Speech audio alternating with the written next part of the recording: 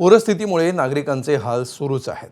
अनेक घरांमध्ये अजूनही कमरे एवढं पाणी साचलं असल्यामुळे नागरिकांना स्वयंपाक करणंही शक्य होत नाही। त्यामुळे विविध सामाजिक संस्थांकडून परिसरामध्ये खिचडी आणि इतर अन्नपदार्थांचं वाटप केलं जात आहे। प्रगतीनगरमधली ही दृश्य परिस्थितीचं गांभीर्य दाखवणारी आहेत। एक महिला आणि एक पुरुष कमरे एवढ्या पाण्यातून दुपारचं जेवण घेण्यासाठी लाकडी प्लायवूडच्या आधारे पाण्यातून स्टीलची टोप घेऊन खिचडी घेण्यासाठी जातात। वसई विरारमध्ये सामाजिक संस्थेचे स्वयंसेवक देखील कमरे एवढ्या पाण्यातून वाट काढत खिचडी वाटप करतात।